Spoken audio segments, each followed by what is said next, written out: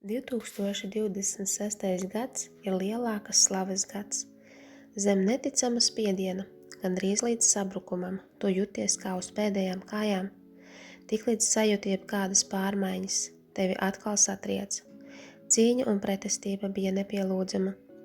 Tāpat kā Jāzeps, arī tu jūties tā, it kā kristu no bedres cietumā, pastāvīgi atrodoties garīga spiediena ietekmē. Spiediens un pretestība ir novedusi tevi pie šaubām par Dievu doto vārdu un vīziju. Pretestība un opozīcija bieži nāca no tiem, kurus uzskatījāt par sev vistuvākajiem. Jūs esat piedzīvojis nodevību, melus, faktu sagrozīšanu, uzbrukumus savam raksturam, nodomiem un kalpošanai.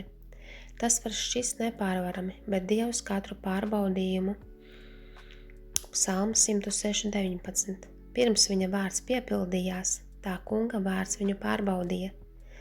Attīrīšanās process bija ilgs un grūts, ar daudzām neveiksmīgām reizēm un durvīm, kas šķita atvērtas, bet vēlāk izrādījās aizvērtas.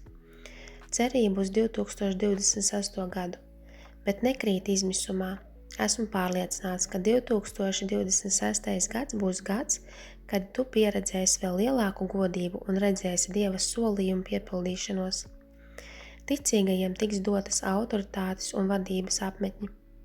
Tu noraidīji vieglāko izeju, ignorēji glājumus un kukuļošanu, paliki nelokāms, atteicies piekāpties tam, ko tas kungs tev atklāja un teica. Tu upurējies, tu biji gatava spērt soli uz priekšu, neskatoties uz augsto risku. Tagad tev ir jaunas drēbes, jauns gradzens, jauna loma, jauns konteksts. Tu grasies iekāpt kaut kādā, ko esi redzējis tikai no tālienes. Ījaba 23:10, bet viņš zina manu ceļu. Kad viņš mani pārbauda, es iznākšu kā zelts. Atveseļošanās un partnerība. Virzoties uz priekšu, tas, kas tika salauzts pagājušajā sezonā, tiks salabots. Daudz no tiem, kas bija kritiķi, tagad kļūs par radīšanas partneriem. 2026. gads, lielākas slavas gads, attaisnošanas gads, solījumu piepildīšanas gads, jaunu tērpu un varas gads, celtnieku parādīšanās gads. Jeremijas 29:11, jo es zinu savus nodomus attiecībā uz tevi, saka tas kungs, nodomus tevi svētīt un neļaunu darīt, nodomus tev dot cerību un nākotni.